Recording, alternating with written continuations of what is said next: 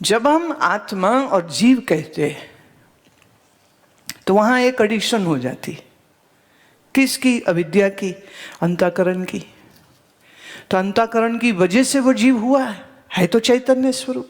ऐसे ही माया की वजह से वो ईश्वर हुआ है तो वो ब्रह्म स्वरूप ही। चैतन्य स्वरूप को अगर हम देखेंगे तो उसमें कोई भेद नहीं है, लेकिन अगर उसकी उपाधियों को, अविद्या और माया की उपाधियों को देखते हैं तो फिर यहाँ पे बहुत बड़ा फर्क आ जाता है। तो अभी बात किसकी हो रही है? व्यष्टि जीव की बात हो रही है। तो वो कह रहे हैं कि जो चेतना इस जीवपने में है, वह जीवपने में आते ही उसका ज्ञान लिमिटेड हो गया, अल्प ज्ञान। अल्प माने थोड़ा, इसका ज्ञान अल्प है। और अन ईश्वरत्वा, इसमें ईश्वर पना नहीं है, जीव में ईश्वर पना नहीं है।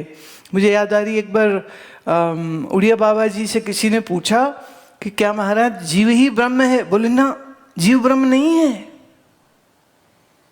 क्यों? जीव तो अल्प है, जीव में तो ईश्वरत्व नहीं है, तो जीव को ब्रह्म हम कैसे कह सकते हैं? जब तक जीव से जीवपने का बाध नहीं होगा तब तक हम उसको ब्रह्म नहीं कह सकते। जीवपने का बाध किए बगैर जीव ब्रह्म है नहीं कहा जा सकता। ये इतनी बड़ी गलती है कि अच्छे अच्छे लोगों को ये बात समझ नहीं आती। लेकिन ये कैसे हो सकता है? ये कैसे हो सकता है? ये ऐसे हो सकता है क्योंकि यही सत्य है। तो हम जीव में कोई ईश्वरत्व नहीं है, ये बिल्कुल स्पष्ट बात है। और फिर आदि गुणकम, इसके अंदर बहुत से ऐसे गुण हैं जो इसको, इसकी बेवकूफियां, इसकी अल्पज्ञता, इसके छोटे होने को, इसके व्यष्टि होने को साबित कर रही हैं। माने जीव जब किसी भी शरीर में होए तो उसी शरीर को मैं मानने लग जाता है। आज आपके पास मनुष्य का शरीर है तो तुम अपने आप को मनुष्य कहते हो। अगर आपको कुत्ते बिल्ली का शरीर मिला होता तो तुम उसको अपना मैं मान रहे होते। यही तो जीव का बेवकूफ होना है। अब एक कुत्ता बिल्ली के शरीर में जो मन बुद्धि है, उसमें तो ये सक्षमता नहीं है कि वो समझ पाए कि वो शरीर नहीं है, कि वो मन नहीं है, या वो चैतन्य स्वरूप है। लेकिन जो दिमाग एक मनुष्य के पास है, अगर इस दिमाग में ज्ञान का प्रकाश डाला जाए तो ये जान सकता है कि ये मनुष्य रूपी शरीर में नहीं है, ये सीमित मन में नहीं है, ये सीमित बुद्धि में नहीं है, मैं तो नित्य शुद्ध बुद्ध मुक्त स्वरूप। पर जब पैदा, मैंने किसी भी शरीर में जब ये जीव होता है तो उसी शरीर को मैं मानता है। यही तो इसके अल्पज्ञ होने की पहचान है। अब आप ये ना पूछो कि ऐसा क्यों होता है। जीव ऐसा ही है, जीव की अकल ही ऐसी है, जीव के होने का जो उसका स्वरूप है, जो उसका स्वभाव है, वो तो वही है। तो आप ये तो नहीं कह सकते ना कि नींबू खट्टा क्यों है या सेब लाल क्यों है। ऐसे ही आप ये नहीं कह सकते हैं कि जीव अल्पज्ञ क्यों है और ईश्वर सर्वज्ञ क्यों है। अब इसमें थोड़ा एक बात मैं और कह देती हूँ। जीव को परमात्मा का सुमिरन करना चाहिए, ये बात मैं जब भी बोलती हूँ तब उस समय पर तुम्हें जीव बना करके और ब्रह्म नहीं ईश्वर की उपासना तुमसे करवाई जा रही है। तब हम कहते ईश्वर को याद करो, ईश्वर को याद करो। अगर आपका जीवपना हट जाए, जीवपने की बेवकूफ़ी खत्म हो जाए, सच जानो, हम एक बार भी नहीं कहेंगे अपने आप को मैंने ईश्वर को याद करो, ईश्वर, क्योंकि ईश्वर और जीव को जो चीज अलग कर रही थी वो थी उसकी अविद्या, वो था उसका अज्ञान। और जब अविद्या न रही, जब अज्ञान न रहा, जब बुद्धि में ज्ञान का प्रकाश आ गया तो जीव जाना, अरे मैं तो जीव ही नहीं हूं। तो जीव पने का बाद होते ही ईश्वर पने का भी बाद हो जाता है।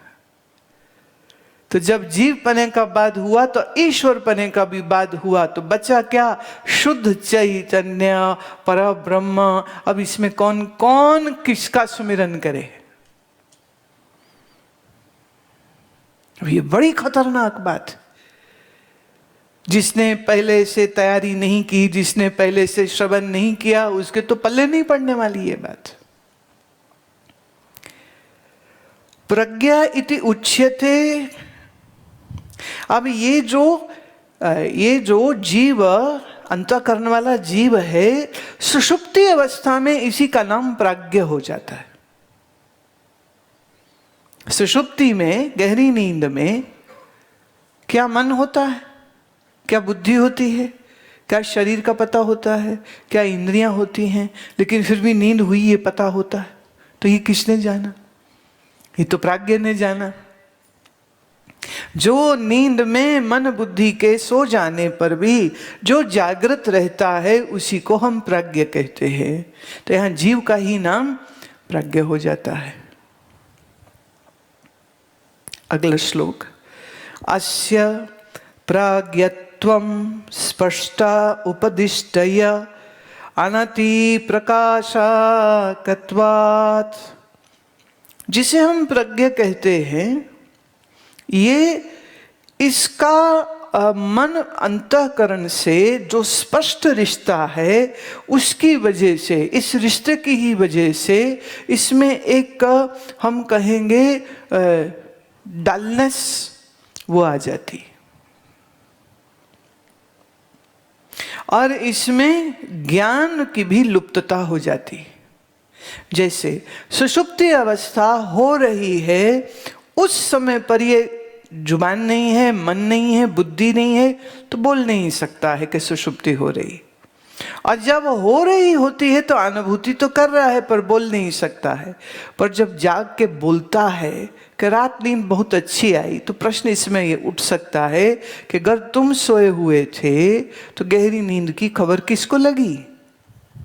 अब लगी तो अपने आप को ही है, पर फिर भी इसकी जो अल्पज्ञता है, अन अति प्रकाशकत्वात्, प्रकाशमान नहीं है, उज्जवल नहीं है, क्लैरिटी नहीं है, इसलिए एक बेहोशी की परत जो है वो इसके ऊपर छाई रहती।